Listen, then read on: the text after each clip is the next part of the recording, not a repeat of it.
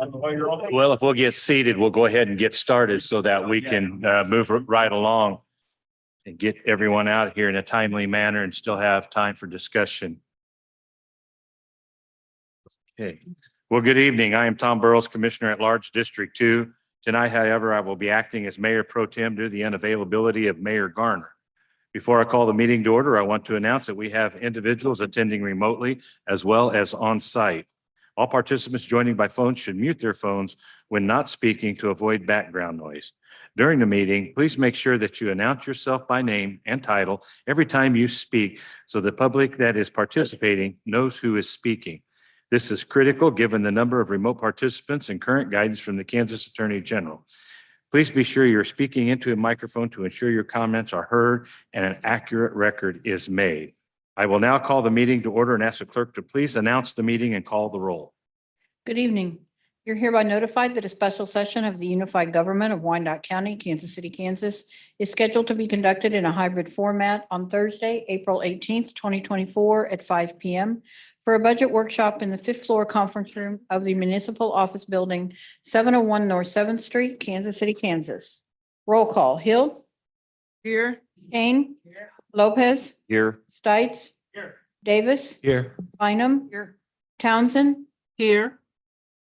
Burns, we have an absence memo. Ramirez. Here. Burrows. Here. Thank you, Madam Clerk. Tonight, we are continuing our series of budget workshops. At this time, I'll ask our County Administrator, Mr. David Johnston, if he has any opening comments. I really don't. We're just gonna might as well dive in and pass it on to Reggie. Thank you, David. Hello, everyone. I'm Reginald Lindsay. Joining me is the Assistant Budget Director, Michael Peterson, and our Research Manager, Mike Grimm, and also Shelley Knieven, our Chief Financial Officer. What we plan to cover today is we have Resource X, who is joining us via Zoom. Chris Fabian is from Resource X. He is the founder of Resource X and the founder of Priority-Based Budgeting. Chris intended to be here with us, but ended up having flight issues on the way in. So he is going to be joining us by Zoom. But one of the things with priority-based budgeting is a process that we started back right before COVID. And we had implemented some portions of it, had data and everything ready to roll out to the commission, and actually did have a couple commission meetings where we did share some of the data from priority-based budgeting to start eliminating some programs or shifting resources to other programs. But with the combination of COVID and implementing a new ERP, we kind of got knocked off the tracks as far as with priority-based budgeting. But one of the things is we're back here to restart it, and we want to reintroduce priority-based budgeting to the commission tonight.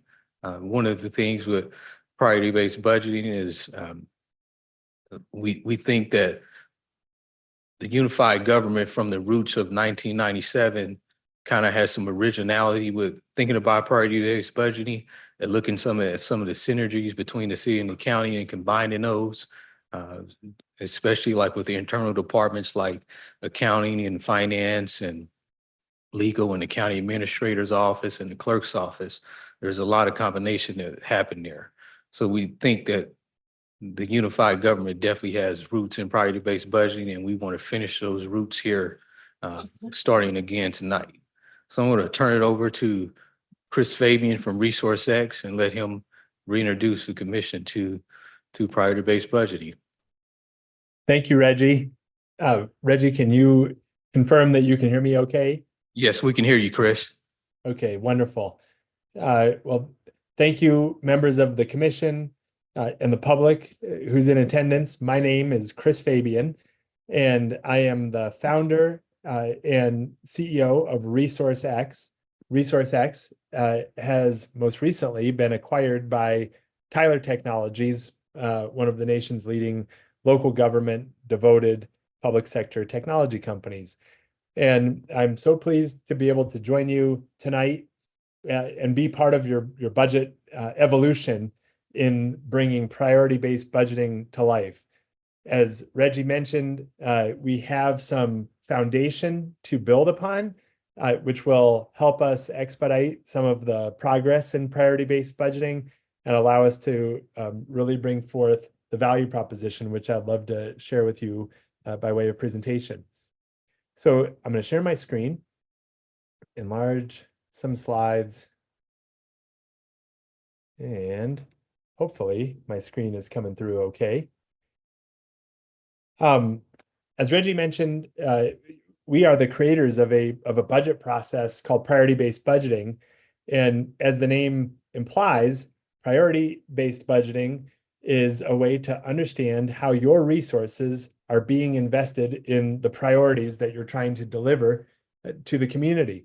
It's an understanding, a new lens on the budget to take traditional line item information, that's staffing and operating expenses, translate those around the programs and services that you are deploying to your community, and rigorously evaluate how those programs really help you deliver the priorities that you stand behind, and ensure that the budget is invested exactly how you want it to be. For an agenda tonight, I would love to describe priority-based budgeting, a priority-based budgeting 101, if you will, and also begin to describe what specifically is next up for the unified government in your path ahead. In local government, the Government Finance Officers Association and the International City and County Managers Association have launched an initiative called Rethinking Budgeting. This paper that you see on the screen is entitled, "Why Do We Need to Rethink Budgeting?" And I'm one of the co-authors of this particular paper. But the paper argues that in local government, while a traditional approach to budgeting, known as line item budgeting, has served local government leaders for quite some time, actually 100 years, the line item budget process just celebrated its 100-year anniversary in the midst of the pandemic. As it pertains to what is often thought of as the main responsibility of elected officials and public sector leaders is to develop a budget that really reflects your priorities, we're in need of something more profound for today's challenges. We have fiscal challenges, we have tight fiscal constraints, and we have no end to true needs from our community that we need to come through on. And the budget process from a line item perspective is just not up to the task of giving you what your best options might be for reallocating resources and ensuring that your top priorities can be funded. We need a process that really helps make it easier to understand where you have partnership opportunities, like Reggie mentioned, where program efficiencies could take place, even where new entrepreneurial approaches to revenue generation could actually take place. Priority-based budgeting is intended to recast financial information to put those opportunities before all of us and really understand where we can make some positive changes. GFOA, the Government Finance Officers Association, has over the years continued to write about and highlight priority-based budgeting implementers, and your story will be told as well. We have county governments like Washington County here being highlighted in some of GFOA's literature, as they have used priority-based budgeting to steer 15% of their budget in a new direction through resource reallocation. And priority-based budgeting has been implemented by both county and city governments of your stature and size and significance, from Pittsburgh, Pennsylvania, to Fort Worth, Texas, Albuquerque, New Mexico, to Salt Lake City. I mentioned Kansas City, Missouri. The unified government is a step ahead of the city of Kansas City's implementation of priority-based budgeting. But the city of Kansas City is all but underway in their efforts to deploy this exact same process with us. And with their leadership, our hope as well is to usher in opportunities for partnerships perhaps that could exist between two large entities implementing priority-based budgeting side by side. As I'm demonstrating here on the screen, this is a snapshot of some of the existing data that the unified government had put together. And we make emphasis of this because whereas most organizations have to start from complete blank slate, starting from scratch, the fact that with Reggie and Michael Peterson and numerous other professionals within the unified government, we have at least taken a first effort at developing a program inventory that we're going to be able to review, revise, evolve, and bring to bear as we build out the rest of the priority-based budgeting process that we will use. So it's an advantage that you won't have to start from scratch. And then again, we will be looking at your programs and services with completely fresh eyes as we develop the costs of providing those programs and evaluate all of the reasons why these programs are provided. As you see here on the screen, we look at programs from a degree of mandate lens. What are you truly mandated and required to provide? Where do programs pay for themselves? What programs are experiencing an increase or a decrease in demand? Which programs serve the majority of your community versus programs that serve a lesser, smaller population? And how do programs align with the priorities of the commission by way of delivering impact to the greatest extent possible? That is the lens that we'll use to evaluate every program by all of these criteria and bring back this data to inform budget decisions. And that is what a priority-based budgeting is all about. I wanted to talk about just a few of the value propositions and why communities embark on priority-based budgeting, and in hopes that by doing so, I would be able to convey what you're in store for and what we will be delivering. So I come from local government. I worked within local government myself and served a board, served my own board of county commissioners. And in the midst of the budget process, line item budgeting, my board would come back to me with this data. That's what you're looking at here is line item budget information. And if you're squinting your eyes, that's the point.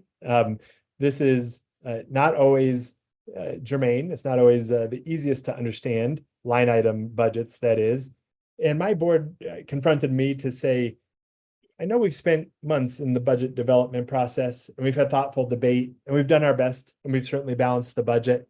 But when all is said and done and we come back to the line items in the budget and I see professional services or office supplies or postage or travel and meals and telephone line items, it seems like a long way away from the conversation and the understanding that they want to have, which is how much are we investing in a safe community? Are we getting safer with this budget?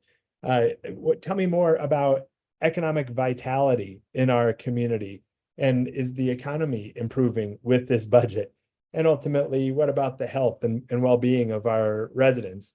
And I got the point. The idea was that it's not completely intuitive whatsoever for any of us who have spent our time in the profession of budgeting to make the leap between the line items that we spend so much time to balance and the outcomes that we're trying to deliver.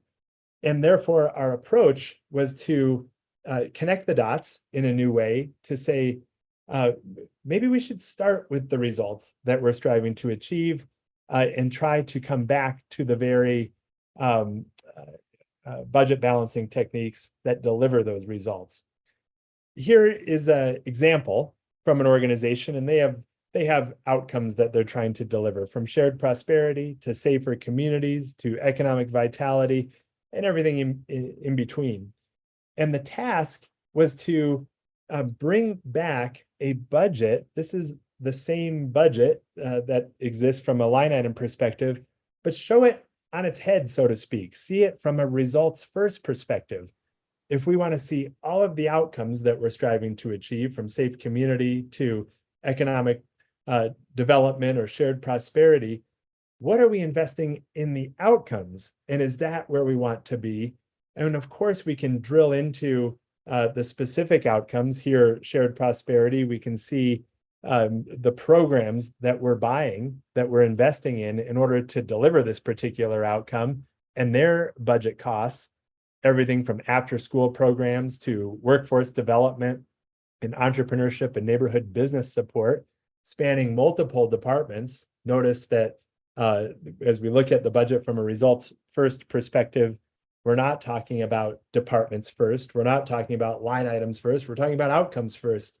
And we can drill into the programs that we provide and ultimately get to those line items, but we want to see it from a results first point of view. And that's truly different about communicating the budget in priority-based budgeting.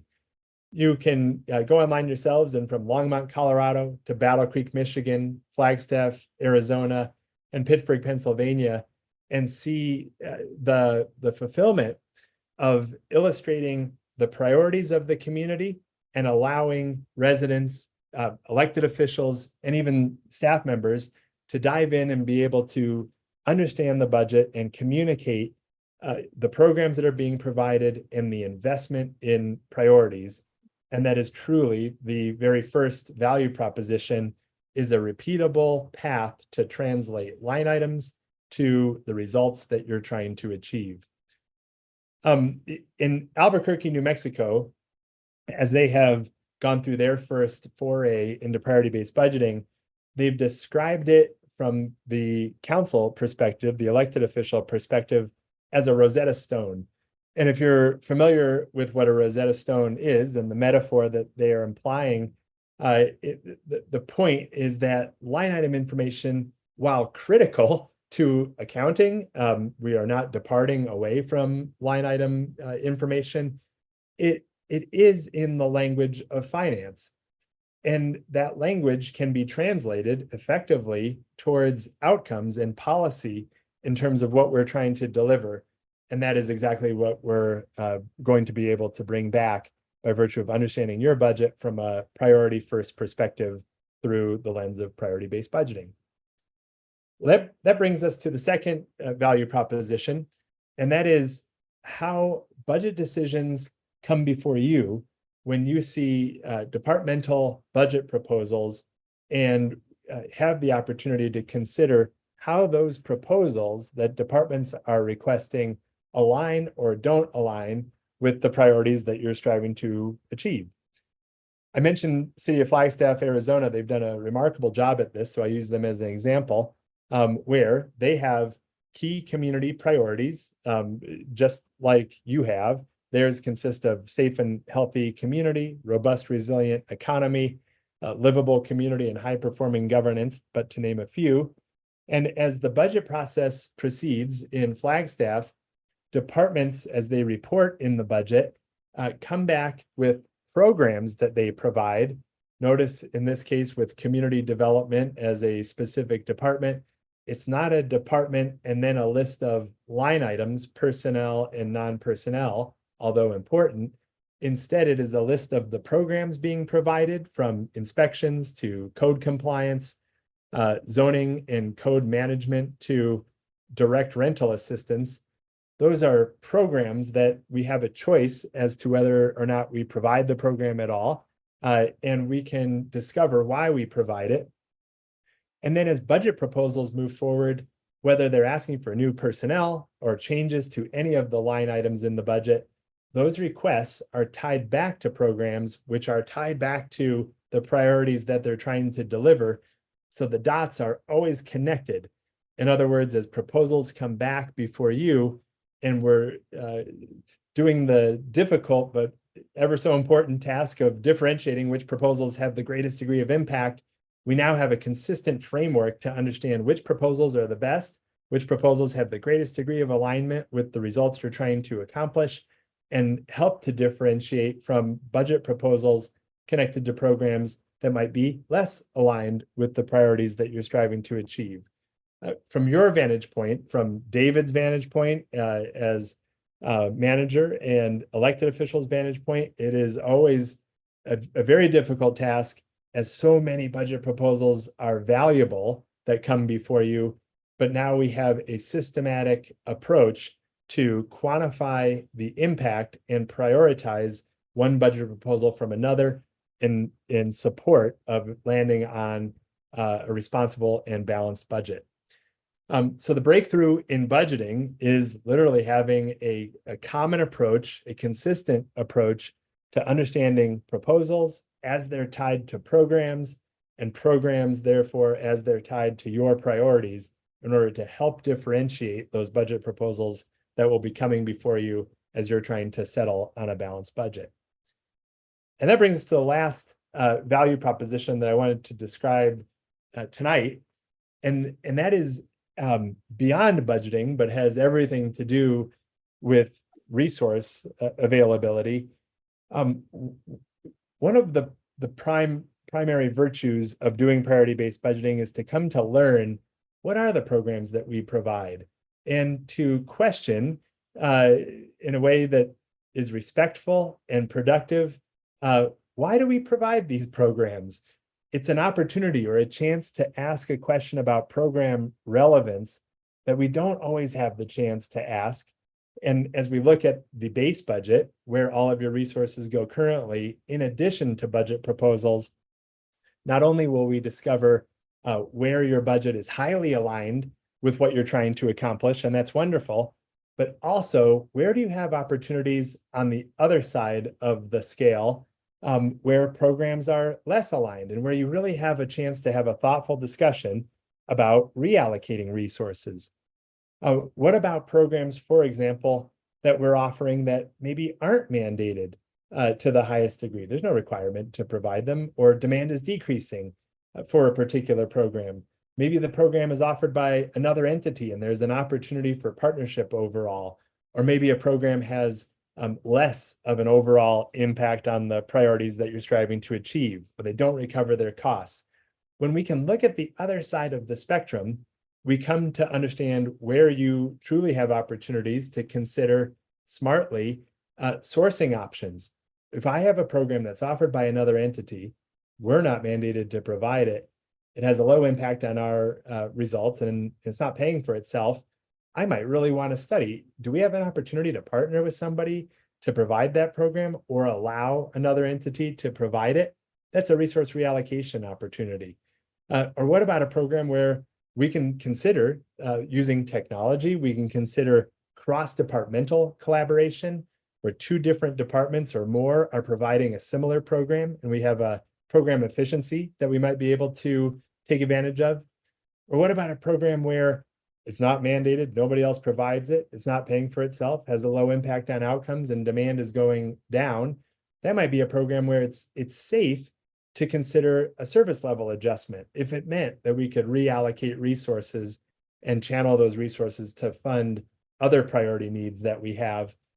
Those are the types of opportunities that we're going to be analyzing with the data to work with departments to reconsider the very programs that we're investing in and look for those reallocation opportunities at large. As well, on the revenue side, sometimes there are programs that we offer where there is a constituency who's paying for the program or willing to pay. Can we look at fees and charges compared to the cost of delivering the service and offer that policy discussion?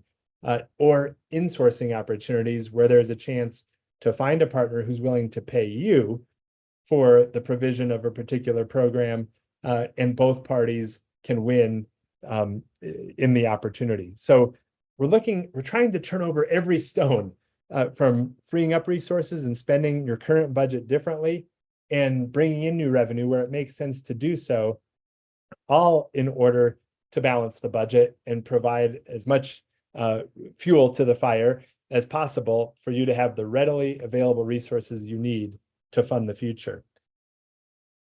Last but not least, I land on our process for getting here. We do begin with the line item data. We're in the process right now, as a matter of fact, of bringing in your line item information. We will be developing a program inventory, building again upon the work that has already started in the past and evolving it for program identification. We'll be associating and allocating the line item budget towards the programs that are being provided and the revenue that goes along with each and every program. So we'll have that data, every program you are providing, the cost of those programs, the revenue that comes in from the programs, and ultimately scoring programs based on alignment with your strategic plan priorities, the commission priorities overall, in addition to those basic program attributes like degree of mandate, change in demand, population served, cost recovery, and opportunity for partnership or degree of reliance. And all of that data is there to frame the resource reallocation recommendations, as well as the budget development process, as we're able to start to see budget proposals that come forward and really truly be able to understand their connection to the priorities that you're striving to deliver. So that's our process. That's what priority-based budgeting will look like as we bring back this information after working diligently with departments to put the pieces together and really change the conversation for budgeting in the unified government. Thanks again for allowing me to make the presentation remotely. I do very much look forward to being back on site and having the chance to work together and present more of the information as we put it together and make progress in priority-based budgeting. Reggie, I'll turn it back over to you and certainly welcome any questions. Were there any questions about priority-based budgeting? Look like there's. Commissioner Ramirez? Thank you, Mr. Pro Tem. The only question I have is it possible for us to get a copy of that presentation so that we can just review it and digest it as Christian, could you pull your microphone up, please? sorry. Thank you. Is it possible that we can get a copy of that presentation so that we can digest it and go through it as we go through the process? I think that'd be really beneficial. Thank you. Absolutely. Yes, Follow. yes, we can get you a copy. Any other questions or comments, Commissioner Bynum? Thank you. Thanks for the presentation. I, yes, would appreciate the slides. And I know I'm excited. I think I'm hearing that we're working directly with this consulting firm and that they're going to work with our actual budget line items. Is that what I heard? Yes, that is correct. That's One exciting. of the things that's different about last time we attempted to implement priority-based budgeting is now they have a new product where they have a person that will be assigned to us. When we were implementing it last time, it was kind of a do-it-yourself deal. So now we will have a person that will be assisting us through the process, and the professional person that will be helping us. He has also done it at multiple cities himself as a chief financial officer and budget director. So, and his name is Michael Bailey. I think that's great. And in spite of the fact that we haven't had a current strategic plan, we do have the wheel with very similar key priorities that we saw from Flagstaff. I don't think that we would necessarily discount any of the current priorities in our unified government wheel. So if that's what you're using, I'm okay with that. But I have asked a couple times, and now would be the perfect time so that we're doing our priority-based budgeting based on our key priorities. And we don't know what those are because we've not met in that kind of forum. But that's a comment. And here's a question. I know that through this process, one of the items is cost recovery. And I was just jotting down the places where we collect revenue that's beyond a real estate tax. And we have parks and rec, shelters and programs, and we have permitting fees through our neighborhood resource center for all kinds of things, building and remodeling and whatnot. We have monies that we take in through economic development projects. We have licenses with occupation and motor vehicle, and we have document filing fees with the Register of Deeds. So are you able to give us across both the city and the county, all of the places like that where revenue is generated that isn't a real estate tax? Oh, definitely. Okay, because obviously that's one of the things that you and your team are going to be looking at with this person. And it would be helpful for us to know it as well. But thank you. And also it, all that information is something that is contained in our budget document. There's a financial section that shows financial funds that we have broken down. And then there's detail for each of those funds and all the revenues that go into it. But it's definitely something we can take the commission through also. Commissioner Townsend. Thank you, Mayor Pro Tem. Commissioner Townsend, District 1, good evening all.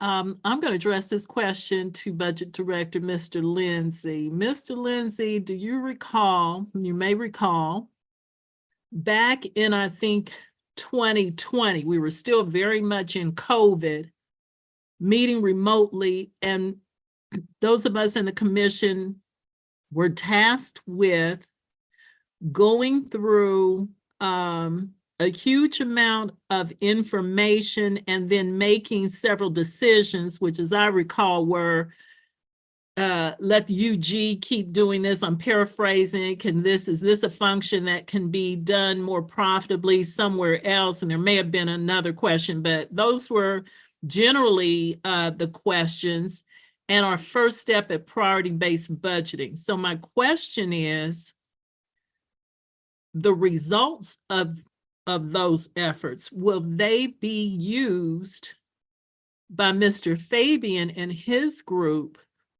to give us a result, so to speak? Or are we starting from scratch with this? So the data we have, we will use. Okay. That exercise that we did back in 2020, we probably wouldn't use that data. We probably would run through some more exercises with the commission. And this is going to be like a 3 to 5 year process where we won't just go through exercises with the commission, but we'll be running programs that we're looking at and examining. We'll be running those through all 4 of our standing committees, depending on where the department falls. So it will be something that we will be working on interactively all year round. Okay, I'm still slightly confused. So the information that was gathered from the commission back in 2020, will or will not be used? Are we in effect starting over? So all the data that we have in our priority-based budgeting database will be utilized, but since we have a different commission, we will do different exercises and also run it through different standing committees and ultimately through full commission to allocate resources from other places to the other. And when I say allocate resources from different programs to other programs if needed, or to eliminate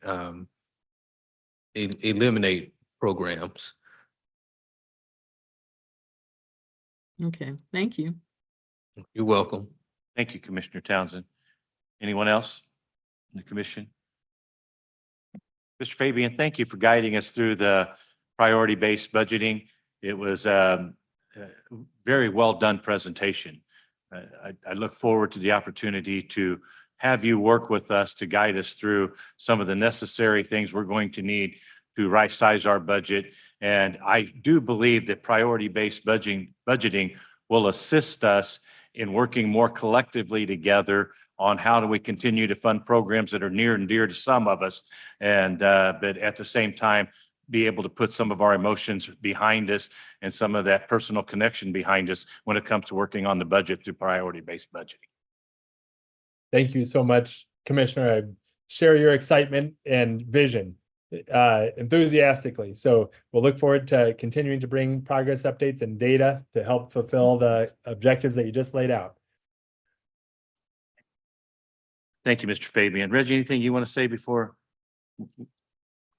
we're finished up here? So one of the things I will add about, there is a lot of priority-based budgeting that does go on within departments within the unified government. So departments actually practice priority-based budgeting within their department. So example is Jeff Fisher first came aboard. He found programs that weren't efficient where he cut them within his own department. So one of the things that priority-based budgeting that we will do with it is we'll look at it across the whole organization. So instead of like freeing up resources within a department, we will look through other departments to free up resources that may move to another department. So we may free up resources in, say, like a police department or so to move to the fire department. So that is one of the things that we will be doing with priority-based budgeting. That is kind of where the magic is. Or we may free up resources in public works to cut the BPU pilot, and things like that. So that is the magic of priority-based budgeting. And we use the word budgeting, but it's more so aligning to what our strategy is and knowing what we do as far as what's in our programs. And, if realistically looking, we've been doing some of these things for 100 years, do we still need to do those things? And can we cut back the resources that we're committing funds to? Thank you, Reggie. I just want to say I look forward to working with all of you, alongside all of you, to assist in this project. I think this will be a tremendous learning opportunity for us, but it's also a tremendous educational responsibility. That it is a tremendous opportunity to help right-size our budget and help the administrator guide us through this budget. Reggie, thank you for the presentation. And again, Mr. Fabian, we sincerely appreciate your kind comments. Thank you. So we do have a second portion to our presentation where last two budget workshops, we have talked about revenue neutral and following a revenue neutral calendar or following a non-revenue neutral calendar. And as we talked about that subject in the last two budget workshops, you asked us to come back with some information. One of the information was we wanted to know about the impact of the machinery and equipment tax. And then also wanted to know the BPU pilot impact. If we went from 11.9% down to 9.9%, what was the impact on citizens' pilot bill? And then also commissioners wanted to know more about what was in the county general fund. So what we're going to do is drill down into all the departments in the county general fund and give you an idea what's in the county general fund. And we're going to start out, Mike Grimm is going to cover impact of machinery and equipment. Okay, good evening, Mike Grimm, Unified Government Research Manager. So we see on this slide the impact of the 2006 Kansas legislation that was passed that exempted new commercial and industrial machinery and equipment from personal property taxes. So we can see the bars are the assessed values over that 17-year period and the amount that they've gone down. The first bullet, we estimate that's 134 million in M&E assessed value that has been lost. The lines on the chart represent the personal property taxes, and of course, they've gone down as the assessed value has gone down. Over that period, we estimate 114 million lost in personal property taxes, and that's about 6.7 million annually.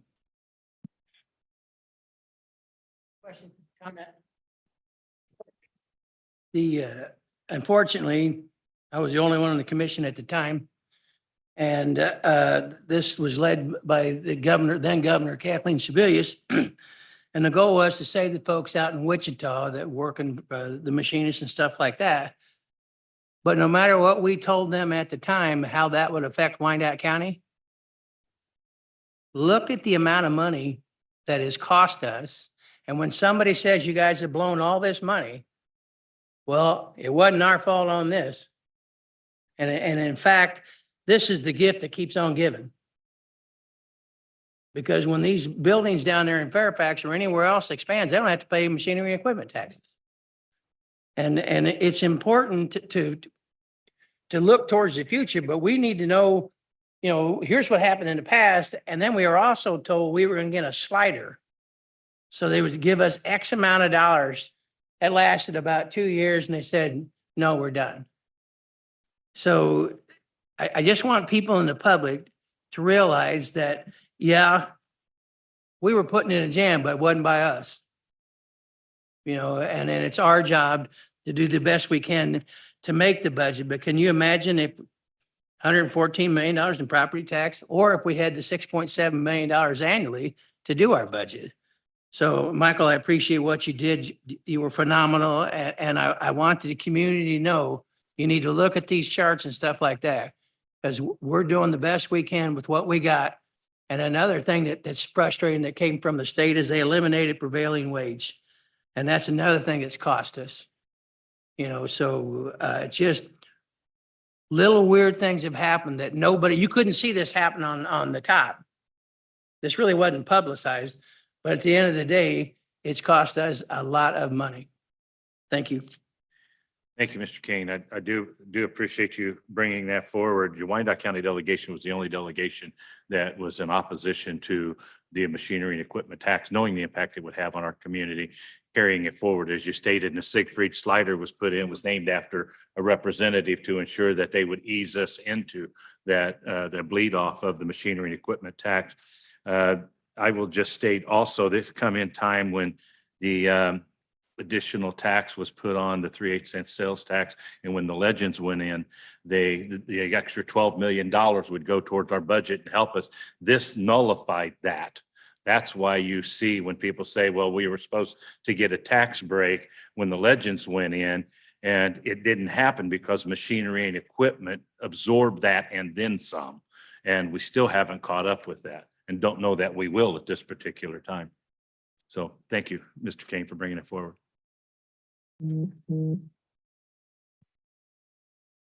Reggie? Yeah, so this second slide looks at the estimated impacts of the BPU pilot reduction. So the pie chart on the left looks at the breakdown of the revenues on the city general fund. And we can see that of the 23% of the revenues come from the BPU pilot, and that was about $39 million in the 24 budget. So nearly a quarter of our revenues come from the pilot. Yeah, on the table on the right, you can see we show a pilot rate decrease. That first line's a 0.25% drop. The pilot rate's currently 11.9. If we go to 11.65, that would decrease our revenues by 2.1% or $825,000. And we also show in that third column the average monthly residential impact, what a person would see on their bill or that household. And if we cut 0.25%, that would be 41 cents a month. If we cut a half a percent, we're losing 1.65 million.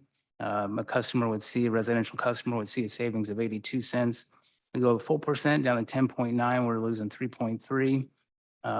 That customer's saving over a little over $1.50, $1.64. And then finally, if we went a full 2% cut to 9.9% on the pilot rate, we'd be losing an estimated 6.6 million in the city general fund. And the average customer on the residential side would see about a $3.28 savings, and it's about $39 a year. Commissioner Biden? Thank you, Mayor Pro Tem. The pilot is 11.9% of the BPU's gross revenue, correct? Correct. What number did you use as an expression of the BPU's gross revenue to do this calculation? Was it their ending 2023, or I don't even know what budget, are they on a calendar year? Okay. Yes. So did you use like year end 2023 gross revenue? Most likely, if it's a 24 budget, those are the numbers that we used. And we did, this is an estimation. We can go back and look at those exact gross revenues and do an exact Curious. calculation. And the only reason I'm asking is because I'm assuming that BPU gross revenue does probably increase on an annual basis. So 11.9% of a larger number is a larger number. They will have some adjustments for their ERC or their energy rate component. If the price of natural gas goes down, we may see those gross revenues go down a little bit, but But by and large, I think, Just curious. Thanks. yeah. Mhm. And also with the pilot estimation that we do work with BPU to get the BPU pilot estimations for the coming years. Also, one thing that did happen during last budget season was we did break out the rate classes where we now do have a residential rate class and then a commercial industrial rate class. So that was something new that you as a commission did pass. So we could, if we wanted to, break out residential and commercial as far as reducing one's pilot and not the other. So based on that, and thank you for reminding us of that, because we did change the charter to allow for different rate classes. Is this estimate based on the entire gross revenue? And could you maybe bring us, what if we just did residential for a rate change? Yes, we could bring that. Okay, I know we keep asking you for more information that you have to bring the next time, but, and I think we saw some of that last year as we were looking at those changes that we made to the charter when the committee was doing our work, but it'd be good to see it again. Thanks. Commissioner Ramirez. Thank you, Mr. Pro Tem. My question is more so for colleagues of last year. When we passed the charter amendment, it was just to bifurcate it. We never set actual rates. Is that correct? We didn't change the rate. We just allowed for it, Okay, but we could look at what that might look like in the coming budget. that's what I thought. I just wanted to clarify. Thank you. And also I kind of remember from last year when we went through that, to cut residential 0.25% was somewhere around $300,000 impact.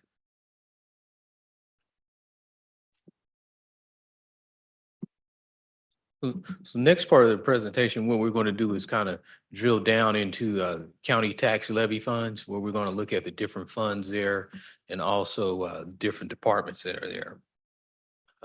So currently on screen, we have the county general fund, how it compares to all the other funds as far as the size and the revenue that it brings in. So we can see it, the county general fund is 81% of the budget over on the county side. And we can see the next fund, closest fund is our county bond and interest fund, which is about 5%. And then parks and recreation, which is about 4%. And as far as revenue sources, the largest source of revenue there is property tax for all the county levy funds. And we do have like some of those levy funds that is a sole source of revenue for them is property tax and motor vehicle tax. Some of them don't even get sales tax. This is a functional breakdown of the county tax levy, which is $101 million. So the largest function over there is public safety at 48%, and that includes emergency management and also sheriff's department. And then we also have general government, which includes things like the county administrator's office, also finance and also legal. And then we have like community services, which would include transit, also aging and human services. And then we have judicial services, which would include the district attorney and district courts. And then public works is 8% of that.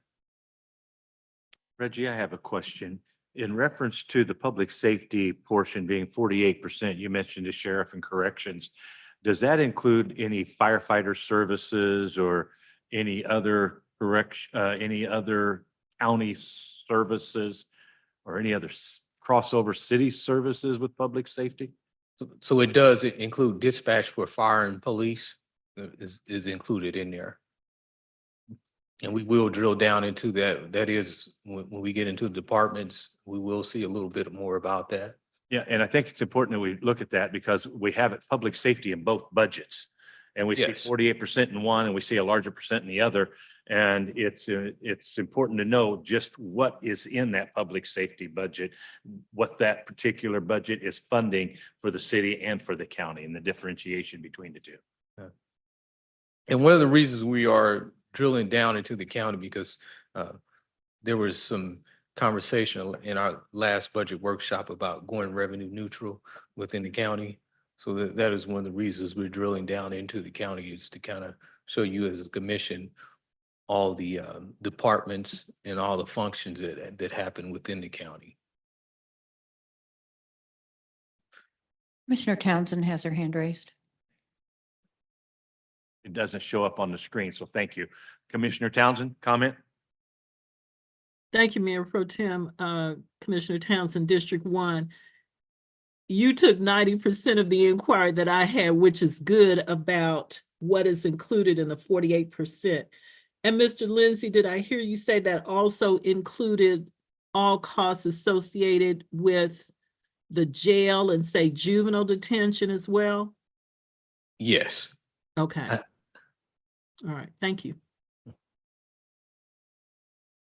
Commissioner Lopez? Yeah, I just was looking. Where we at? Oh, okay. This 101 million, I was doing the math on it. It looks like we're at 102,010,000. Where you have it at 101 million.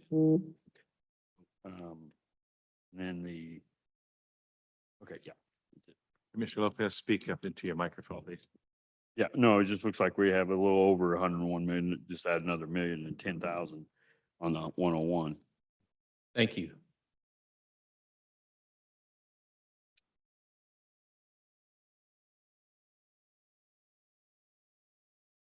So how we're breaking down, Commissioner, Stites, District 7. So Reggie, I just, for my own knowledge, and I didn't know until just now, but why, if somebody can explain, why would the county pay for city dispatch? Why would that come out of a county budget? dispatch, it is a county function, and Or the Edwardsville, sheriff's department? the dispatch for police and fire, they also dispatch throughout the whole county in Edwardsville and Bonner Springs.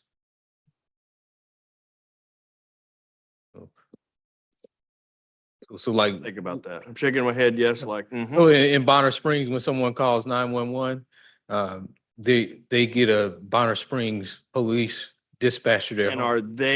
are they also, the other two cities, paying into that dispatch fund, or that's just out of the county? That's from their property tax that the residents pay. Okay. All right, thank you. Oh, you're welcome. any other questions, comments? Seeing none, please continue. Mhm. So how we're breaking down the departments that we're going to look at, we have some departments that are constitutional offices, and what that is elected officials and also officials that are appointed. So the first one that we have is the sheriff's department, and sheriff, he is a elected person, and his budget is $42 million, and it's 75% of the constitutional budget for those departments. And then district attorney is coming in at $7.5 million, and that is a elected position. And then we have district court, which is an appointed position by the state. And then the election, our election commissioner is an appointed person by the state, which is about a $1.9 million budget. And our legislative auditor also is appointed. And then our registered deeds, being an elected position, is a $678,000 budget. And commissioners, this is you all's budget, is $240,000. And the office of the mayor and CEO is $191,000. So one of the things to kind of point out about these particular departments is they are appointed or elected, and they kind of can set the standards on their budgets. And it would be very hard to go revenue neutral with some of these budgets and not be able to give them the expenses that they need to move into a new year based on inflation and some of the contractual agreements they would have as far as personnel. Commissioner Bynum. Thank you, Mayor Pro Tem. So on this slide, let's stay on these constitutional offices at the bottom where you have commissioners and mayor. So, and I've got this question on a bunch of slides after this one. So you have broken out, if you will, a portion of the commissioners and mayor and put it on the county side. Yes, And then there's another portion that'll be on the city side. yes, that is correct. And then with these other offices that you reference as elected or appointed, I know that these are offices that the state says you shall have these offices. Does the state statute speak to call out the requirement that we fully fund? Or is it still within our discretion? So we have the sheriff or the district attorney or the election commissioner come to us and say, as we've probably done, here's what I need for 2025 in revenue, in dollars to run my department. And we, as the county commission, do we have the ability to say, well, we can't give you all that Man, because we're trying to go revenue neutral? Angela Lawson, Acting Chief Counsel. Yes and no. You have the ability to use discretion, but you have to fully fund the department so that they can complete their duties. So you could not use funding to cripple them, Right. the department from being able to perform those duties. If, you do have some discretion in deciding if that's a reasonable request. And then, of course, if they disagree, the court would then step in. That's to what I review that. wondered. Yes, That's what I wondered, was whether that then ends up in the yes, that system costing everybody money. it could, but you do have some discretion. Okay, thank you. Commissioner Ramirez. Thank you, Mr. Pro Tem. Question may have been answered already. It's coming from what you were saying, Angela. We have to, like the sheriff, the DA, the election commissioner, the register of deeds, these are state entities, state officers. Well, not the register of deeds, but the DA, the sheriff, election commissioner. We have to fund them to the ability to do their job. And it comes from, it's stemming off from Commissioner Bynum's question. How do we know what that number is? Like for the sheriff's office, for the DA's office, how much do we know that they need to actually fully do their duties as the constitutional officer? Does my question make sense? Yes, but part of that, you have to use your judgment, ask for information, you have the right to ask for information, to ask for the presentations, to do comparisons. Okay. That was my only question, because I know that this question has come before us many times when the sheriff has asked for additional funding or the DA has asked for additional funding, and it's just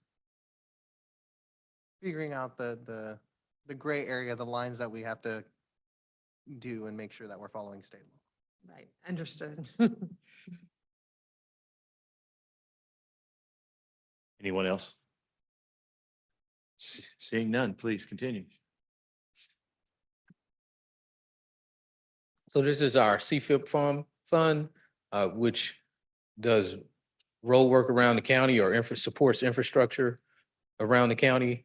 So this is one mill that is accessed on the county side that provides funding to Bonner Springs, Edwardsville, and the city of Kansas City, Kansas, and Lake Rivera. And levy revenue is an example, shows Kansas City, Kansas brings in 89% of the revenue. Bonner Springs brings in 6%. And then Edwardsville brings in 5%. And then there's a distribution that is done to Bonner Springs, Edwardsville, and the city of Kansas City, Kansas. And that's the breakout of the distributions to the three cities. So Kansas City, Kansas gets 50%, and then Bonner Springs and Edwardsville each get 25% of the funding. And so one of the ways that I know the city of Kansas City, Kansas is using their funding is Jeff Fisher puts it towards street preservation. So this, we talked about the constitutional departments. So now we're kind of drilling down into some of those departments. So we have the appraiser here who has a $3.2 million budget. 88% of that budget is personnel and pays for 32 FTEs. And the remaining portion of that budget is operating budget with 1% allocated towards capital. And then commissioner's budget, 82% of that is personnel, and almost 2 FTEs are committed there, and that's full-time equivalent people. And then we have our county administrator's office. The county portion of that is $648,000. And on the county side, we have 4 FTEs, and about 90% of the cost there is personnel. So we have a district attorney, which is a elected position. And $7.4 million is the budget there. And it goes to fund almost 70 FTEs. And that's 91% of their budget. And then operating wise, some of their biggest expenses are physician and medical assistant cases, and then temporary employment services related to the DA digitizing project. So then we have the district courts, which is a appointed position from the state, and it's a $2.9 million budget and has a little over 12 FTEs. Personnel is about 30% of that budget. Operating is for attorneys and fees and interpreters for court services, and also just things that go on with the different juries that they have. Commissioner Bynum? Again, thank you. In this category, the judges are paid by the state. Is that Yes. correct? Yes, They are sir. state employees. And so this 12.25 references other people working within the court system. What about the admins for the judges? Are they state employees? Yes. And so some of the process servers would be included in this. And then there are like judge pro tems that we do pay, that would be paid in this also. Okay, thanks. Commissioner Stites? It's District 7. Hey, Reggie, is CFIP the same as Sci-Fi? Yes. When did it get changed? It changed sometime last year. It did? Yes. What's it stand for? County Finance Infrastructure. I don't know. I can't remember what the B stands for. I was thinking maybe County Funding Infrastructure Program, but I was just, but it is, but CFIP is C5. So, and if I I can't, thought you were the one that didn't like the sci-fi name. I I'm didn't, just- I didn't really, but I didn't know we changed it. So I don't even like, I don't like this even more. So I was speaking to one of these 2 cities just today, and they haven't received any sci-fi money yet, or CFIP.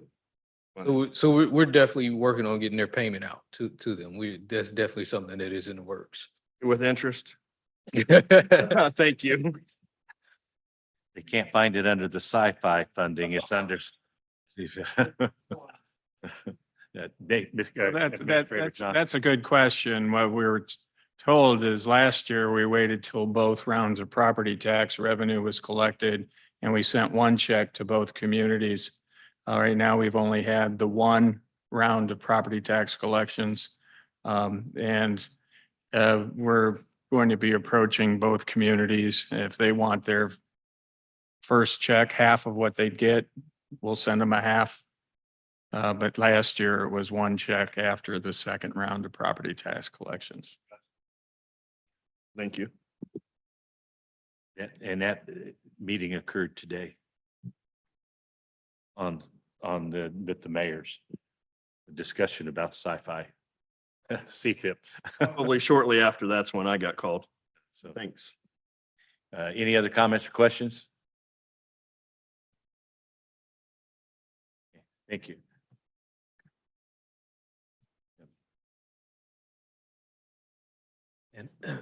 And our election commissioner's budget is a $1.9 million budget, and election commissioner is an appointed position from the state level. And it funds almost 20 FTEs, and personnel is about 64%. And the operating expenses are totally made up of just running elections within Wyandotte County. And our legislative auditor, another appointed position, $821,000 budget, 90% of the cost of personnel with 7 FTEs. And our Office of Mayor CEO, it was 1.5 FTEs on the county side. Personnel is 84%. So one thing to also point out about, and we'll run into more departments like this that are split. Well, the question came out of going revenue neutral on the county side and not the city side. So that would cause some issues like on departments that are split between both, because we would have to make like some type of policy decisions on like cutting services back on the county side within those departments that provide services to both. And the registered deeds, which is the elected position, is a $677,000 budget, has 7 FTEs, and personnel is about 97%. And our sheriff's department almost has about 300 employees, and personnel is 78%. So this includes functions all the way down to adult detention, also juvenile detention, and also road patrol and a lot of other functions that sheriff departments performs. And you can just kind of see the operating budget. Inmate medical contracts is a big contract there at 55% of the operating costs. Adult jail food services and inmate housing. And then they have capital, it's about 39%. And this includes like vehicles that are needed, and also just the equipment and machines and everything that's included within running the adult detention center and a juvenile detention center. Reggie, if I may, how old is our jail? Do we know? I want to say it could have been built about back in like maybe 1990 or so. Okay. And I do know that it's been stated they're at capacity. Do we know if, can you get us an idea of what the outsourcing cost is for if our jail is too small or antiquated or not meeting the requirements of the federal government, so that we don't find ourselves in a lawsuit for overcrowding within our jail? But I know there's been some discussion that our jail may need to be larger and or quite possibly a new jail. And I believe that jail has paid for itself at this time. I could be wrong. I'm trying to think I thought it was a 25-year note. I'd have to go back and look, Reggie, I apologize, but if you could put that in, I don't need an answer now, just at your convenience when we get into that part of the budget. It would be a benefit to us. Definitely, we can look into that. Yes, please. I know in talking with our sheriff, one of the things that is putting stress on the jail system is the fact that when the state closed down the state hospitals, they said, well, if there's a problem in your community, your jail will house them. And that's your cost and your capacity. And I know the sheriff says, I continually have a supply of residents who normally would have been served by the state hospital. And there is some sort of revenue recovery for that. It's not 100%. It's a nice contribution, but doesn't cover the cost of housing those residents in county facilities as opposed to a state hospital. Thank you. Commissioner Hill. Thank you, Mayor Pro Tem, and thank you for the report so far. I have a question.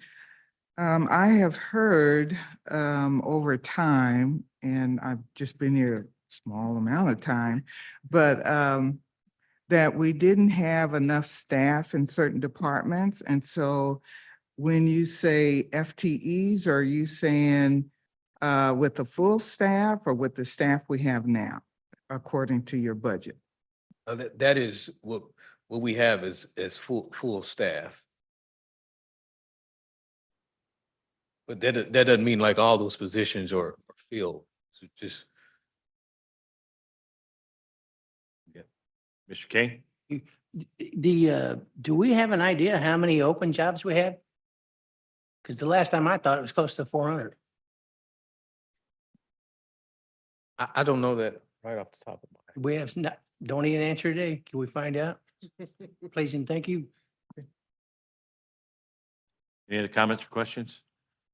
I do want to remind us that we're set to 7 o'clock. We have 45 minutes. We still have a lot to get through.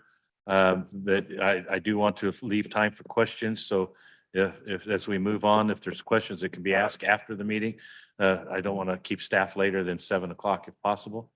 But we do want to get the answer. So Reggie, please. I'm going to turn it over to Michael Peterson, our Assistant Budget Director. He's going to talk about public service departments. So yeah, Michael Peterson, Assistant Budget Director. I'm going to go through some of the more operational discretionary kind of departments. So the first of those departments is aging. It's primarily funded out of the aging tax levy. It's about $874,000 budget, has 4 FTE. The majority of the budget, about 83% of the operating budget, funds directly meal delivery programs, meals for seniors, and then various different direct services that are provided to seniors that are listed here. Community corrections is a department that is in our judicial services section of the budget. It helps with the flow of the judicial system. It has about a $1.1 million budget on the county side. It's primarily, a lot of its funding comes from the state through grants. We have about 60 FTE in that department, and roughly 70% of that budget is directly providing for court services and vehicle maintenance allocation. I'll just note that the vehicle maintenance allocations are based on the size of a fleet that a department has. So in order to change that number, we would actually have to change the operation, like how a department operates on how it uses vehicles. The Economic Development Department has a $265,000 budget. Has about 1.3 FTE on the county side. The county portion of the economic development budget is the land bank. That is, and 90% of the operating budget, which makes up 71% of the economic development budget, is allocated for maintenance of vacant properties and demolition of unsafe structures that come into the land bank. Emergency management is in our public safety section of our budget. It's about a $2.4 million budget that's primarily out of the county general fund. Has 5 FTE allocated, and 70% of their operating budget, which is 57% of their budget, is primarily composed of radio maintenance and emergency alert systems. So there's 2 different dispatch programs in here. The first one is the fire. So again, when somebody calls 911 in Wyandotte County, it goes to the dispatch center. Both fire and the police department have dispatch programs. On the fire side, 98% of their budget is personnel, which is about $1.5 million. worth of cost.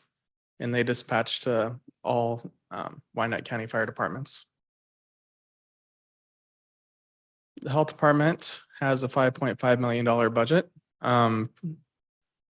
Most of the budget is in the health levy fund. It does have roughly a little under $1 million that's budgeted in the county general fund, as the coroner's office has become part of the health department.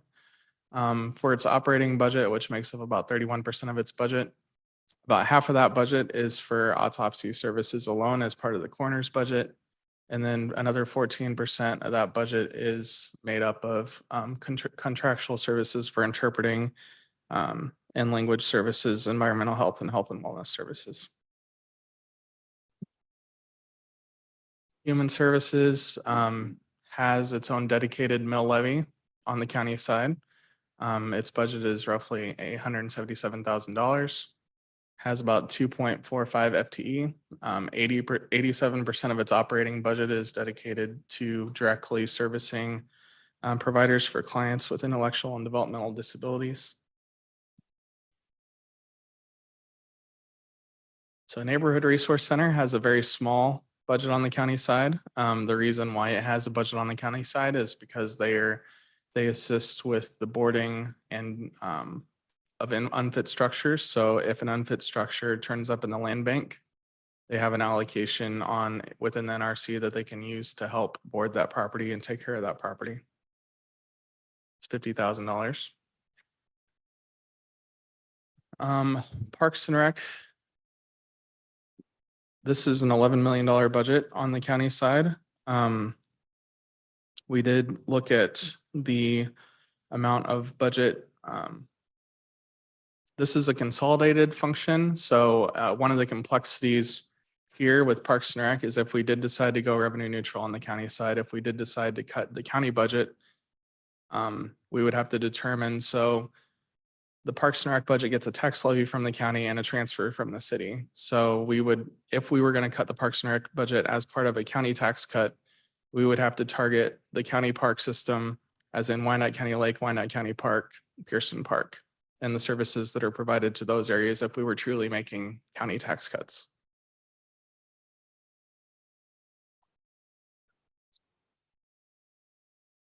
So police dispatch, this is the other portion of the public safety dispatch program for the county. This is the larger portion. On the fire side, it was about $1.5 million. Police oversees the dispatch function for Wyandotte County. So it's a $6 million budget, has about 61 FTE. And about 60% of its budget is made up of contractual payments for outfitting the dispatchers with their uniforms and telephone services. So the public works side of the budget on the county is primarily buildings and logistics. So public works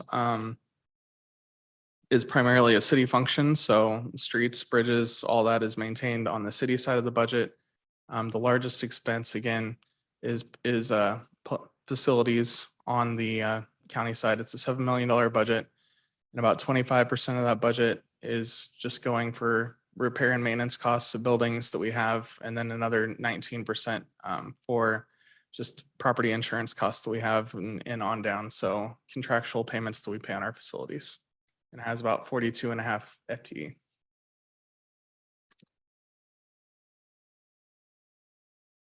So transit on the county side is providing services for seniors. It has part of the aging tax levy in the aging fund. So the primary service that is currently being provided by transit within the aging and county budget is aging paratransit services. And basically there's two different types of paratransit services, ADA paratransit and senior paratransit. So if somebody falls within a certain age range and they don't qualify for ADA paratransit, then transportation helps assist with those services with about $1.4 million budget and 13 FTEs. And 80% of that budget is just for the costs of running buses. Strategic communications. is the department that oversees a lot of the communications for unified government, UGTV, the newsletters, our social media accounts. The county portion of their budget is $250,000. We have about 1.2 FTEs allocated to the county. And a large portion of their budget just comes from printing and mailing costs of newsletters and then contract for UGTV services of airing meetings. Commissioner Davis? Thank you. Commissioner Davis, District A. I don't want us to stay on this too long, but I know we've had some issues with our tech and with our meetings. We've had issues with being offline and things of that nature. Do we have an idea of cost of what we're looking at when we talk about kind of the broadcast system and fixing audio? Because I know that can be pretty pricey depending upon what that entails. So we just finished up getting capital submissions from departments, and Strategic Communications did submit a capital project to upgrade the system, which right now is about $200,000 that they submitted. Okay, and is that for this room and I think it's the to chambers? upgrade the or- whole system as far as upstairs and downstairs. and Okay. New computer equipment in both of them, and Yeah, I mean, we are desperately in need, and it from a transparency perspective and access to the public, it's really important. So I'm glad that we're taking action on that. Thank you. Commissioner Bynum has a question. Thank you. Reggie, I wanted to go back a slide to the transportation. I had a conversation with Ms. Jones, Director of Aging Services, several months ago, where they had been informed that our UG Transit was not going to deliver the hot meals. And so I'm wondering, within the both the aging and the transportation slides, are you all updated on that? Can you give us an update as to how it's impacting the costs for either or both of those departments? so the impact is no one is going to be losing meals, and transit will be moving away from it. If they're needed, they will come back. One of the things transit is doing is they will be providing additional services to the community through paratransit to the aging population.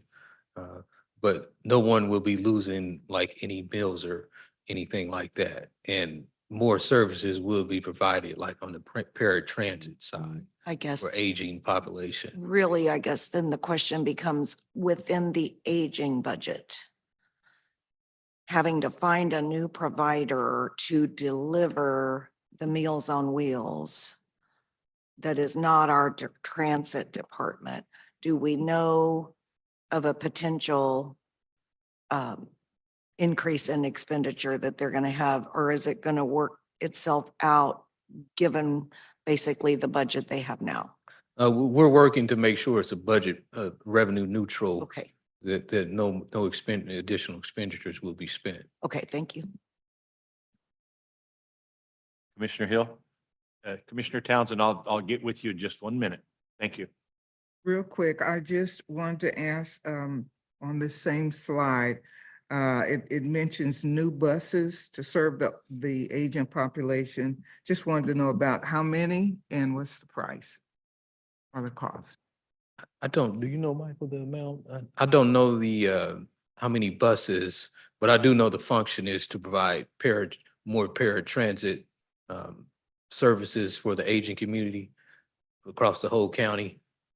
So I do know that. I can't say I know the cost or how many buses they're in need of right off, but I can find that out for you. This is Alan Howes, just administrator. And I think part of it was some of their buses didn't have lift capability. And so they were in the process of sort of shifting their fleet so that they made sure that they had lifts in those so that they could effectively serve a broader segment of the population. Commissioner Lopez, then Commissioner Townsend. Yes, for your answer too, I did have a meeting with Ruth, is that her name? Yeah, with the Director of Aging. And she did tell me about April 1st or something, they were gonna not deliver those hot meals, the warm meals, and before I went to go meet with her, she did tell me about that. We were going to talk about that. I found 3 Uber drivers in Wyandotte County and I have their contacts, and I gave them to Ruth, and I was like, why don't we just Uber this food? It'll be so much more cost effective than using our buses. And I don't know where she's at with that. I haven't followed up with her, but I think that would be huge cost effective for us. This is Allen House System Administrator. Again, so Aging is going through the process of an RFP for food services. So this was concurrent with the delivery changeover, something they were going to do anyway, is one of their previous providers changed ownership. So they're going through the RFP process now over the next couple of months to select a vendor or vendors to provide the full range of Meals on Wheels services. And that will be inclusive of delivery as part of that RFP response. So does that have to be an RFP, or we just call Uber and say, here, can you take these?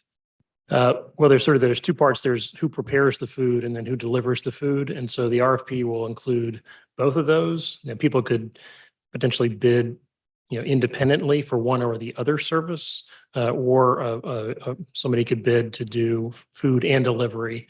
And there are, I think, probably both models that are in existence. There are some just in the Kansas City Metro that prepare food and deliver it. And then there are other companies that do prepared food. And as we were in the past, where they would prepare the food meals and our transit drivers would go pick it up and then deliver it. So we're confident by the end of that RFP process, we'll have a good handle on what that's going to look like for the preparation and for the delivery, and as well, kind of what that looks like from a cost perspective going out into the future.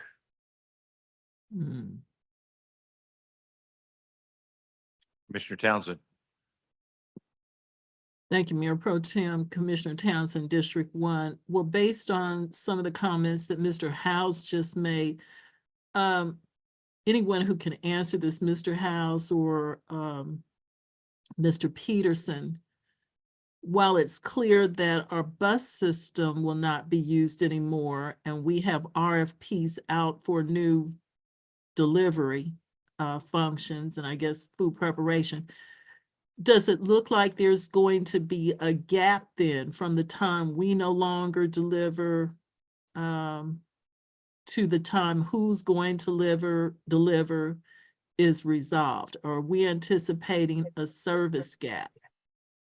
Yeah, this is Allen House, System Administrator. There will not be a service gap. That transition was made as of April 1st, and it was made seamlessly. So everybody who was on the Meals on Wheels program that's eligible got meals. So that was one of the major things that we worked with both departments to make sure there wasn't any sort of gap in service and to make sure that everybody who relies on this program that they in fact do get those meals. Thank you. I'm happy to hear that. So question 2 is, since we have an RFP out, do we have any idea of whether the cost will be essentially the same or an escalation of what it's going to cost? We won't know those cost figures until we get the responses back from those RFPs. Anticipate that will hit the street here in the next couple of weeks. And then when we get those responses back, we'll see what the market has to say in terms of what the cost of goods is. Thank you very much. Seeing no further questions, please continue. So the next group of departments we're going to talk about is internal service departments. And so first department is budget strategy and research. On the county side, there's $374,000 there and 3 FTEs. Some of the operating costs are for UG-wide budgeting software at 9% of the cost. And then next is finance. They have personnel of 54 FTE. One of the big functions in finance is the Treasury Department, which also could be included as they provide a service to the community.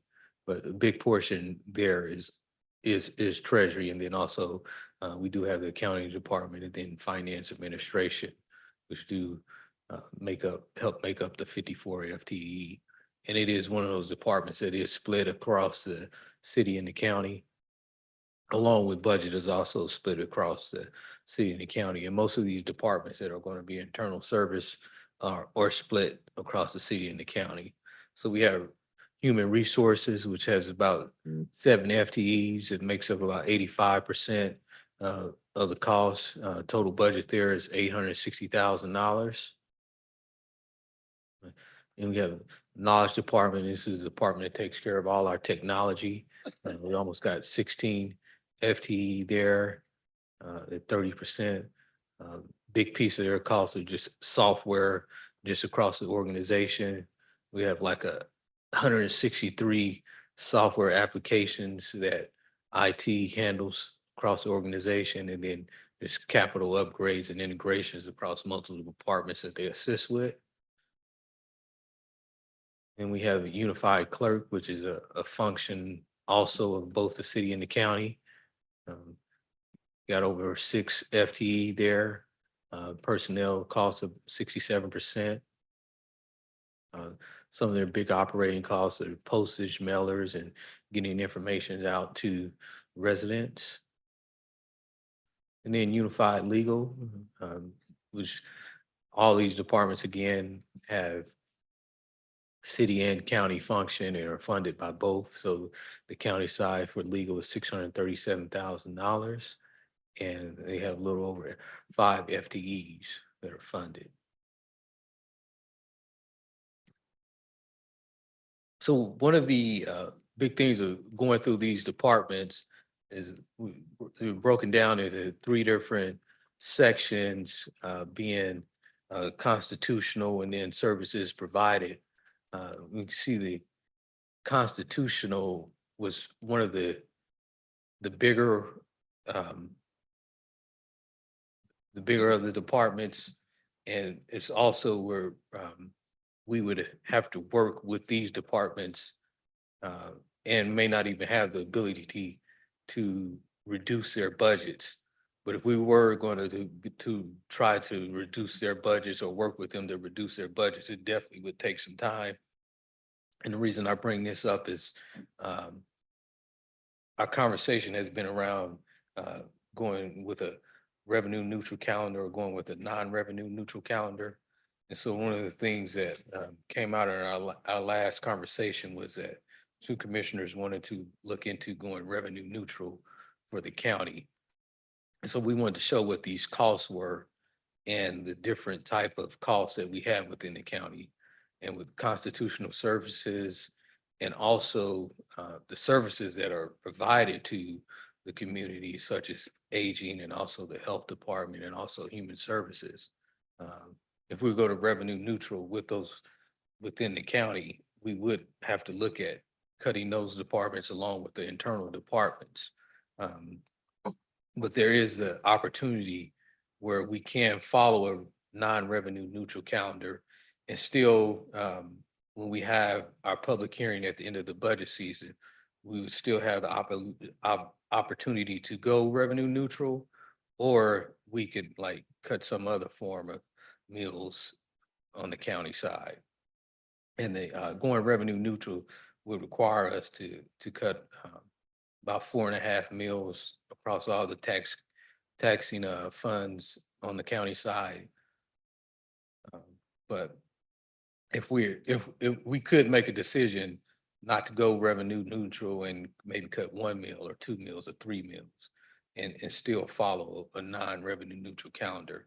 And one of the things that the benefit of following the non-revenue neutral calendar, it would give us more time to work the budget. It actually gives us almost 40 more days to actually work the budget.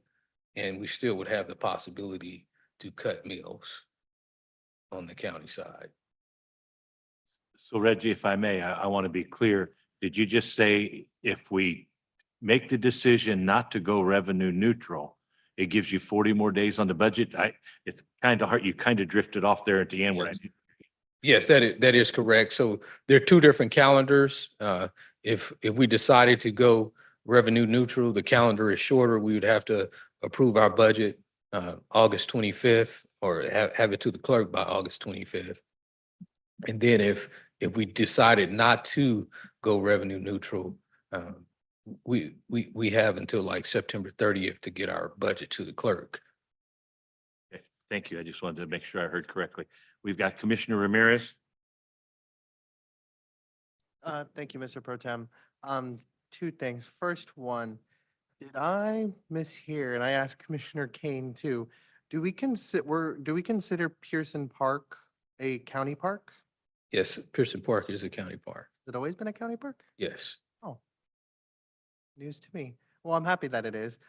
Beautiful park. Second one, we're on the discussion of revenue neutral going on the county side, and you just mentioning about these constitutional officers. I can probably tell you at the top of the list, the sheriff and the DA would probably not want to cut their budget when last year both those offices came to us for additional funding. The sheriff was parity pay for the deputies compared to the police officers, and the DA was his, I'm trying to say it's a very hard word, digitization project.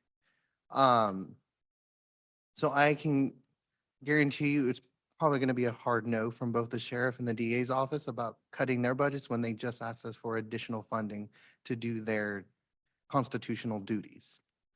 So if they're open to the conversation, we can have the conversation, but I would guarantee you it's probably going to be a hard no from them. And they have the ability and the authority to say no because we have no authority over them. They are their own constitutional officer. And that's their department to run, not for us to dictate. Thank you. Commissioner Kane. Thank you. I didn't mention Park, but Mr. Administrator, sir, Allen House and Angel have been working closely with the Piper School District. So I would like them and myself to present at one of these next budget hearings to discuss a possible park with the school district, and it might have a budgetary adjustment. So I'd like to have that as soon as possible.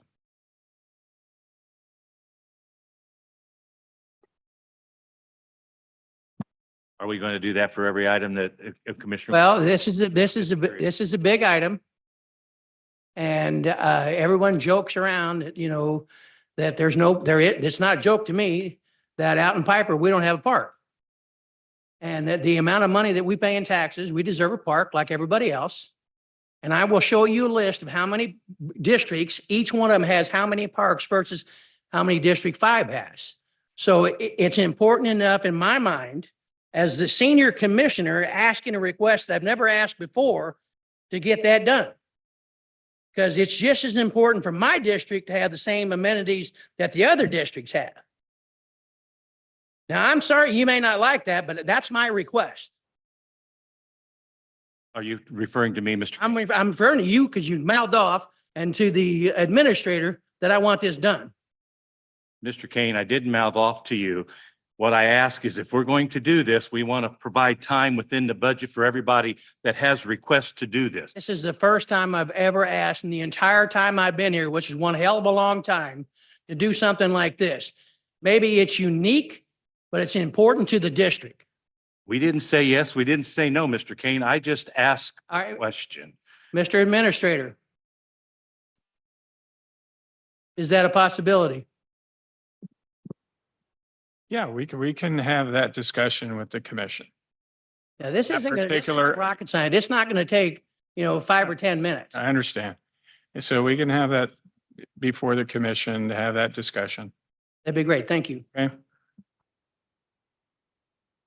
Are we good? Commissioner Lopez. I just have a question about it real quick. Are you asking like, is there a piece of, like, we would buy a piece of property and make a park? We would coexist with the Piper School District on their property. I'm sorry, say that again? We would coexist on the Piper School District property. I think it'll be an interesting conversation. They had a meeting with the superintendent this week. Unfortunately, I wasn't able to make it, but we've been meeting with them, a couple of years now? And Ms. Allenhouse, Mr. Administrator, I might add in terms of the timing, I know the superintendent was going to have discussions with her board. And so after she's had an opportunity to, I think, engage with her board on this, then it'd be a good time to kind of bring it back to this Great. group. Angie, please. Yes, I did want to clarify a commission or a statement made earlier. The commission does set the budgets, even of the elected offices. So I'm not saying you can't reduce them. That would ultimately be up to the commission. You just have to fund them to the level that they can perform their duties. So you do have the ability to reduce. Commissioner Stites? Stites District 7. Mike, hey, is this would you be looking at this as a county park or would this be a city park? And I know how we have these coexisting kind of consolidated funds, but I'm asking because is this something that it can be funded out of both city and county? Is why I'm asking, because we clearly have these commingled funds. I mean, I think what I know the answer, it's going to be, you don't care, right, how it gets funded. I'll take volunteer money. Right, but I'm just saying. Right. And it doesn't matter where it's coming. And I apologize for getting excited, but here's the deal. I've been here forever. And we've turned our backs to it. And this year, I'm not going to allow it to turn our backs. And I get excited, Commissioner Burrows, you know that, but I want this. So what my ask would be then, when during this conversation, that it should also include the possibility of city and county, or all city or all county. You know, how does that work? The funding mechanism to make this work, what does it look like? What's the mechanics look like? Thank you. I think that's part of the debate that we'll have as the budget moves forward. Any other comments? Mr. King, one more time. In District 1, there's Quindaro Park, Garfield, Boston Daniels, Edgerton, Coronado, Caw Point, Parkwood, Fairfax. District 2, it's got like 24. I mean, the list is unbelievable of how many parks are in Wyandotte County and how many parks are not west of 435. And I mean, it's a bunch. And that's part of what the presentation would be. And I will get a hold of the superintendent so we can move this as fast as possible. But the kids deserve it, the community deserves it. And when you see how many parks that everyone has and how many parks that I don't have, you know, it's frustrating. I know, does that include pocket parks that are within the Yes. urban core? Oh, yeah. And There's some pocket parks that we could probably talk about utilizing in a better resource for us that would help assist in additional funding for parks out west. right. Well, and we've been talking about pocket parks, you're getting rid of some of them and stuff like that, but this would be on their ground. We would share it. It would be perfect. We've got a heck of a good plan. These two have worked their tails off and we appreciate them for the work that they do, and especially when we get it done. I'm just glad you're not making a motion. No, I would find that out of order at this time.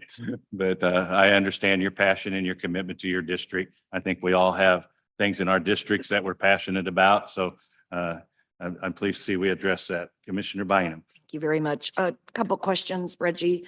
You mentioned revenue neutral on the county side would be a 4.5 mil reduction. And would that equal about $9 million? Yes. Okay.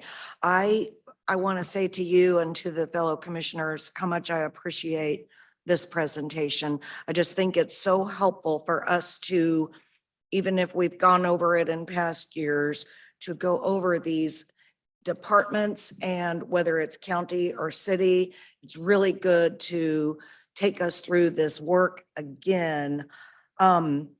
The county mill levy is the singular item that the Unified Government Commission impacts that affects the tax bills of those who live in Wyandotte County, including Bonner and Edwardsville.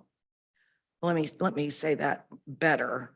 If you live in Bonner or Edwardsville, the county mill levy is the only item voted on by this commission that impacts your tax bill. I say that because I wonder if this presentation would be well received if we did this again sometime, perhaps at the Neighborhood Resource Center, and invited the mayor and councils of Bonner and Edwardsville to hear and weigh in also on this information. They wouldn't necessarily have a vote, that would be ours, but it might be interesting to hear their input since this information is countywide information. Just a suggestion, just wondering out loud if pro tem administrator or fellow commissioners think that's a worthy expenditure of our time. Thanks. Yes. Also, I'll add, and this is different from what you're saying, Commissioner Bynum, but we do have a dot talk in Bonner Springs on Tuesday at the library, and Commissioner Stites attended last year, and Commissioner Burrows. So, Sorry. I Administrator. appreciate the dot talk. Thank you. I'm sorry. No, and we will have where they. But they're able to vote. I attended the dot talk through Livable Neighborhoods a week or so ago, and I reiterate that I appreciate it, but the budget simulator that we worked on, and I did only the county side because it was just frustrating because it does not include all these departments. You do not get to impact all these departments when you do that budget simulator. So yay for dot talks. What I'm describing is a much different thing. Sorry. Thank you. Administrator Johnston, Commissioner Stites. So Stites District 7, yes, I'm in favor of that. And I will tell you, in this conversation that I had today, a person was asking me, how much of your time when you're working, are you working on county function, county issues, county things? And what you just mentioned by saying that this vote, the county budget is what impacts every single citizen of Wyandotte County, every single one, when we make that vote. So I think that it would be the right thing for us to do to involve. I mean, we have kind of city master plans and direction meetings of where we want to go with our city. But I don't know when the last time it was that we've ever had a county direction, when we have sat down and talked about what does this look like, other municipalities, Bonner Springs, Edwardsville, and your councils. What are you guys looking at for the future? We don't have those connections. Those two cities are cities within our county, and we're talking about the county budget and how we impact them. And I think that it would definitely behoove us to have a meeting and sit down and have this brought out into the open of their direction and what we think, how the votes that we make are going to help them achieve what they're after. So I'm in favor of that, and the sooner the better. Commissioner Ramirez. Thank you, Mr. Pro Tem. I agree. I'm supportive of what Commissioner Bynum, what Commissioner Bynum is taught in my mind is kind of different than the doc talks. The doc talks are for the community to have a say in the budget and give us their input. What Commissioner Bynum's suggesting is more of the electeds. The electeds having their you could say their quote unquote airtime with county administration and county staff to talk about the county budget, because everything that was presented tonight, all of the departments and all the programs and everything that we spoke about tonight, not only does KCK, but Bonner and Edwardsville residents and citizens receive those services as well. And so I think it is important that I love the dot talks. They're an amazing thing, and it's good to get community input, but I think the electeds need their time too with county administration and county staff, budget staff, of where does county services come from and how do we allocate that? And I would agree with Commissioner Stites as a general of having a county master plan, county vision of what have you, because it goes back to our culture of being siloed. Even within our government, we have our silos, but also it's within our county, we have silos. It's KCK, Edwardsville, and Bonner. We rarely communicate. We rarely work together. And to honestly think if we all work together, we all have the same vision. We all have the same thing that we want. And so if that's something we can look forward to in the future, I would be more than happy to support that. Thank you. One thing, before COVID, And I think it probably could have been in 2019. It was something we intended to keep doing. We did have a joint meeting with Edwardsville City Council and Bonner Springs City Council. And I think, Commissioner, I think you were city council in Edwardsville at that time. And it was a really good meeting. We just never picked it back up after COVID, and maybe something we can definitely get back to. Commissioner Davis? Thank you, Davis District 8. I have some questions. So I'm intrigued by the idea of kind of leaning into the MCI, the Municipal Cost Index. Do I have that correct, Reggie? Yes. And kind of what that can do for us. Probably, can you first explain what the MCI is? And then I want to kind of lead that into two other short questions. I'll let Mike Grimm explain it. He's Yeah. our research person and has done all the research on it. Mike Grimm, research manager. Yeah, it's a cost of kind of inflationary adjustment or cost of doing business as a government.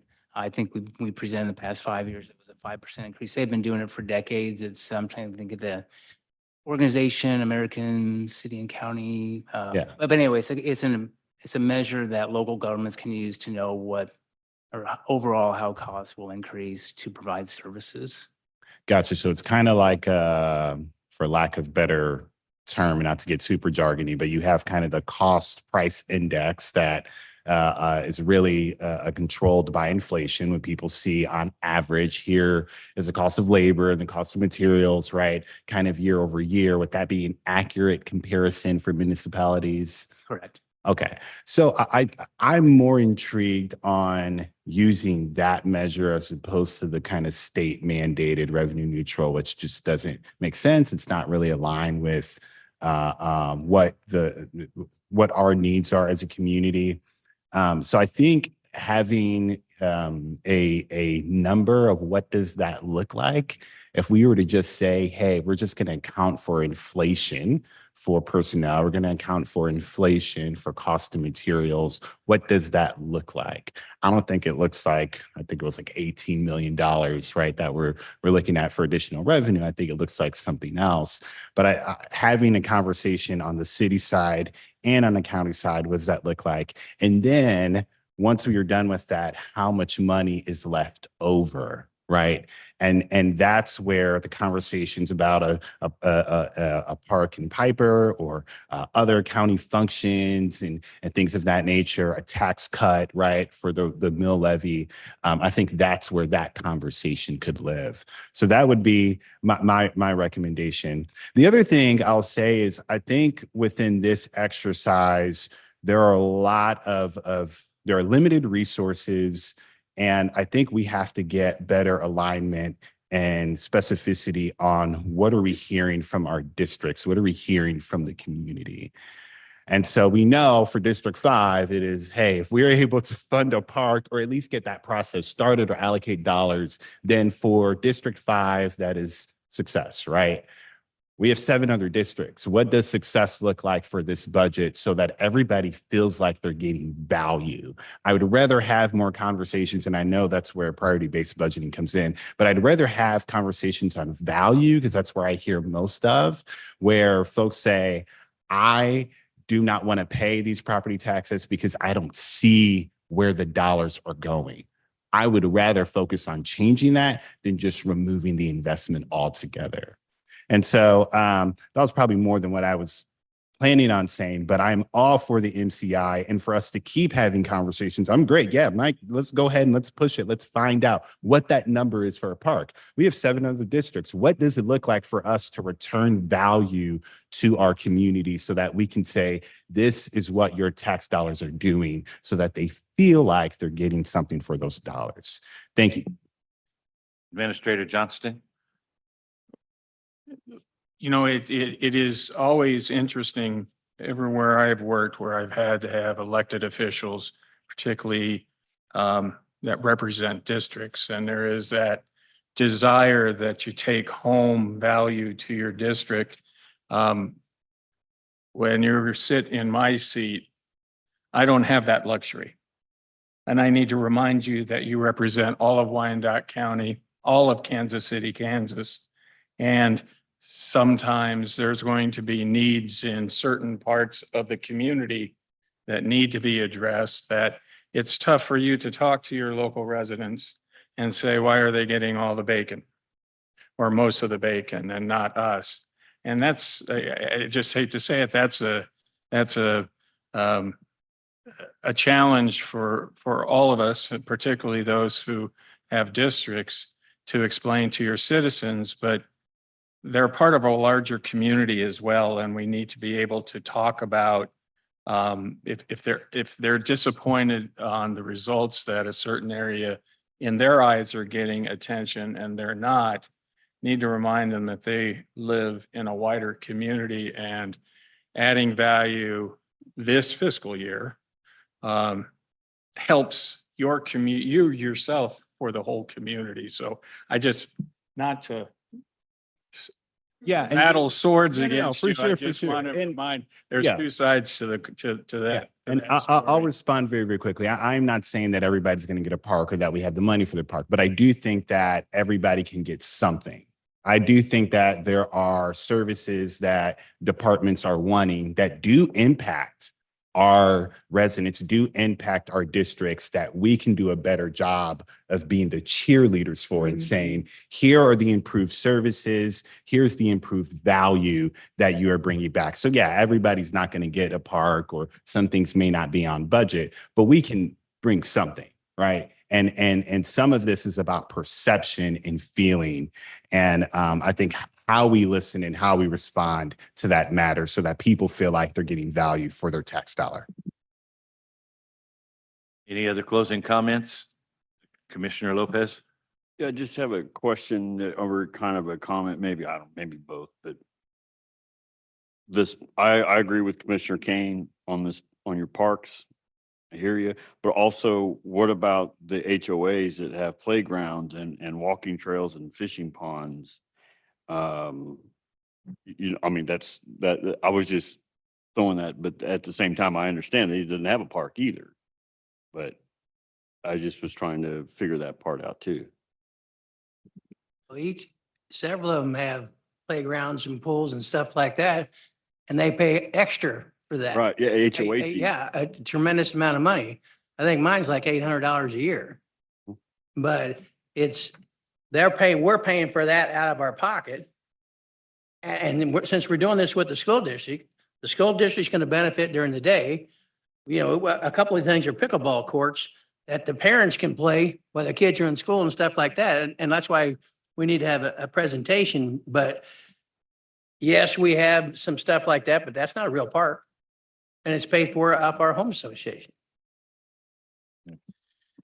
Well, it's been a very lively discussion this evening.